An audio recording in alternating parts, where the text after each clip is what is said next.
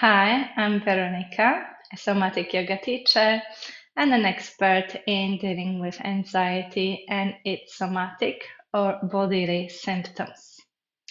And I would like to welcome you to that series of videos devoted to the subject of letting go.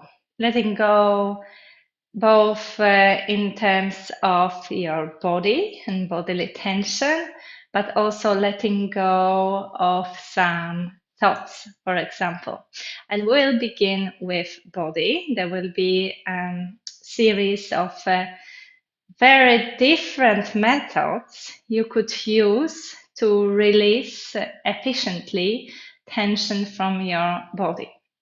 And today I will show you the somatic methods where you're using neuroplasticity. So basically that idea that you can retrain your brain in terms of how much tonus, how much tone there should be in particular muscles. So it might be that you have started gathering tension long time back due to some emotional situations. Let's say in your shoulders or in your neck, and that area is always hyperactive. It's always in that hypertonus. It's too tense, right? Even when it's not necessary, because it doesn't help you in making a particular movement or in keeping you in a particular posture. It's just excessive tension, right? And it has become your default mode. But the good news is that you can rewrite it if you work very consciously through engaging and then consciously releasing that particular part of the body or group of the muscles. You can retrain your brain so that there is less of that tonus in the muscles, and that changes everything in a way. You feel lighter and the movement feels easier, and that excessive tension often leads to pain, which wouldn't be the case anymore. So I will show that method to you just on one example of the area of the neck and shoulders and the chest, and that is because that is where usually that anxiety will show up. There will be that roundedness in the shoulders, the kind of collapse in the chest. This collapsed posture would be quite characteristic if you're always fearful or worried, right? And I will show it to you how you can slowly rewrite that pattern, and also how you can find immediate relief. So for the first movement I'm going to show, you can make yourself seated anywhere at all. Like, it really doesn't matter, because we'll be working with the upper part of the body. So you could sit on the chair or on something, completely irrelevant. And the idea is that you want to consciously contract all the muscles, even really exaggerating that contraction, and then slowly let it go and release it in a kind of passive way.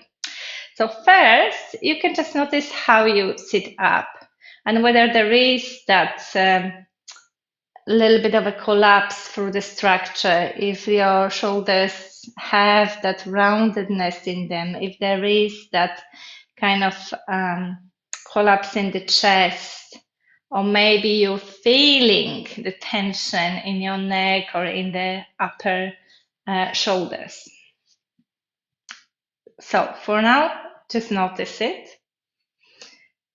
And then take an inhale, and with the inhalation, exaggerate it even more. So you want to bring the shoulders up towards the ears, really round the back, create that shortness in the chest, and hold it for some time. Notice how uncomfortable it feels, how much effort it requires, how hard it is to breathe here. And then very slowly undo it. Let it release until it lands in somewhere where it feels natural, pleasant, and neutral for you. So let me emphasize it. I just very slowly let it undo itself. But I didn't do the opposite action. So it was not bringing the shoulders up and suddenly dropping them down, which you will often see. Neither bringing the shoulders down and then slowly pulling them down or bringing the shoulder blades together. That's not what I mean, okay? So we can try it again. You can bring the shoulders up towards the ears and contract everything. Hold it for some time.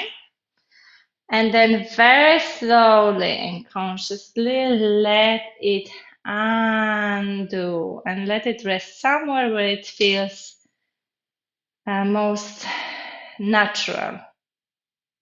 And perhaps already after that, you will feel some relief, some difference in the way your neck feels or your shoulders feel, or maybe there is a little bit more space in the front of the chest. And this is a very simple practice you can easily use at work, in the office. Now I'll show you one more practice that you can use, let's say when you're back home and you want to undo that habitual position of being in front of the desk and with the rounded shoulders. So for that one, you're going to lie down. And I always invite you first to move a little bit once you land with your back on the mat, so that your nervous system gets that message that, okay, now most of my upper body gets that direct support from the ground. So there's no necessity of holding anymore. Basically, once you have the support underneath you, you can allow your body to sink into that support. But if there is a habitual tension, it will require a little bit more of a conscious process. All right. So you can land with the knees bent and feet on the mat. That will be a little bit more comfortable for your lower back so that you can focus on the sensations in the upper body. And that first time you land, you want to observe how different parts of the body are in contact with the mat. So how your feet landed, how heavy your feet feel, how is your pelvis resting on the mat and the sacrum, your rib cage, how many ribs are resting now, and so maybe some feel a bit lifted. And particularly pay attention to your shoulder blades and how they rest on the ground. And maybe you notice that one is kind of tilted and more lifted or less spread out than the other. And you can also notice, or maybe even see, that the top of the shoulders are pointing up towards the ceiling. So how far away your shoulders are from the ground. Another thing you could pay attention to is the position of your head. Maybe you feel your chin is pointing up towards the ceiling, and that's a sign that there is some tension along the back of the neck. So observe all of that, but do not artificially undo it. For now, you just want to feel how it is so that you can later compare it. And I will show you my favorite movement, which really very nicely actually shows the idea of that conscious letting go. So you can let your arms float up towards the ceiling. And I really mean float. So this is not the position when you're actually holding your arms with full engagement, when your fingers are active, your arms are active, and you're feeling that, yeah, this is an effort to keep your arms up. I mean, finding the place where your arms are completely vertical. And then, if they find that place, you can find that softness in all the joints, in the fingers, wrists, elbows, and give the weight. Give the weight of all your arms deep into the shoulder joints so that it feels as if they're floating in the water, that you don't really need to put an effort for them to be there.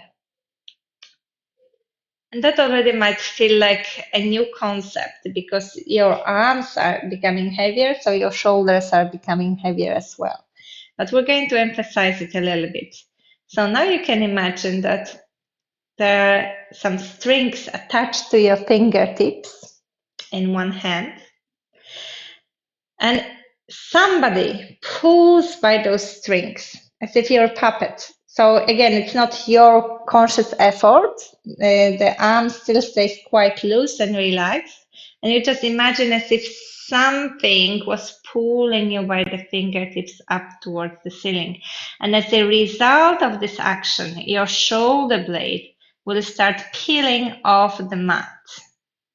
And now the most important is that process of release. Very slowly, you let that shoulder blade rest back on the mat. And as it rests back, you want to spread it with all its surface as wide as possible, as if you're spreading a butter on a toast. And make that shoulder blade to rest heavily on the mat. And the arm still stays in the air, it still floats, it's still floating, all right? Now you can try the same with the other arm. So imagine something is pulling you by the fingertips, and that force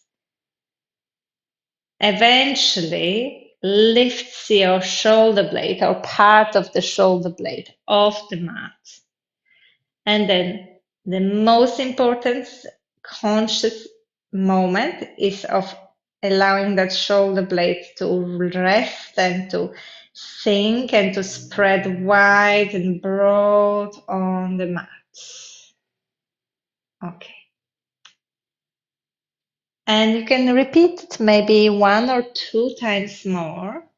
Remembering it's not really about how high you reach, but truly about that process of conscious release and spread of that shoulder blade down on the mat.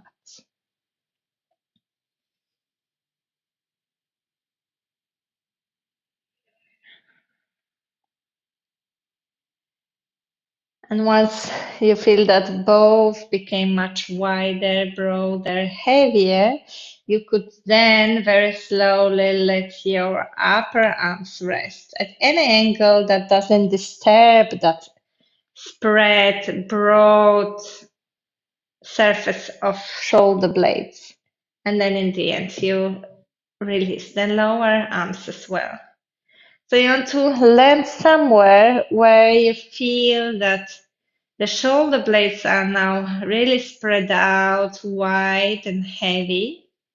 But at the same time, there is some spaciousness, some more space all along the collarbones. And perhaps you will feel or even see that the front of the shoulders don't, the front doesn't point up to the ceiling anymore, but it's resting more flat, closer towards the ground. So you're noticing now what is that imprint that the right and left shoulder blade would leave on the mat and how different it is from the one before. And as a bonus, just one more thing you could do to feel the difference between engagement and letting go is to press with one at a time or with both together with the shoulder blades down into the mat. So you're engaging, pressing in for a moment. And then on the exhale, you let it all release. So you press down through the shoulder blades for a moment. Feel that it's all engaged, and then on the exhale, you release it.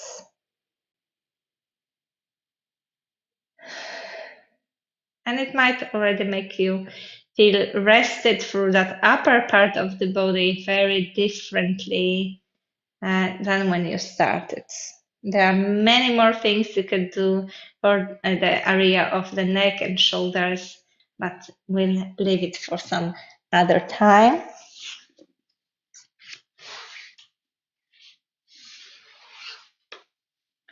So now, when you're back up to the seated position, you might feel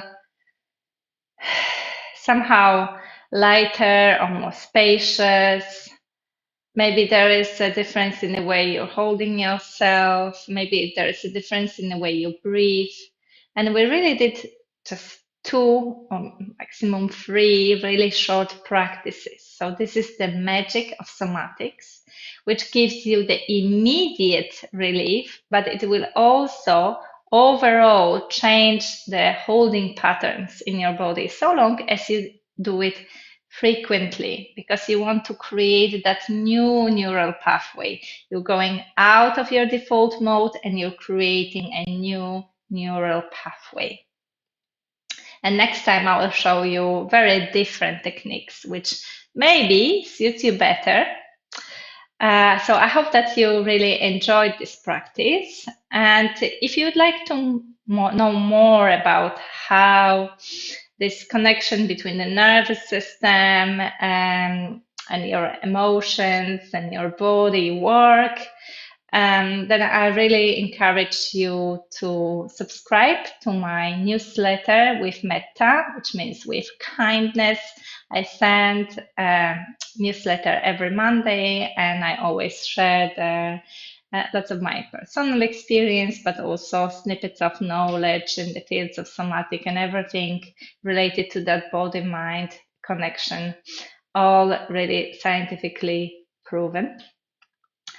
And I work in this way in one-to-one work online, but I also do retreats.